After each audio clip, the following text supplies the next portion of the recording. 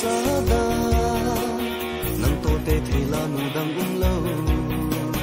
mi hangu ya ne hin ve te dan to dan ka bol zi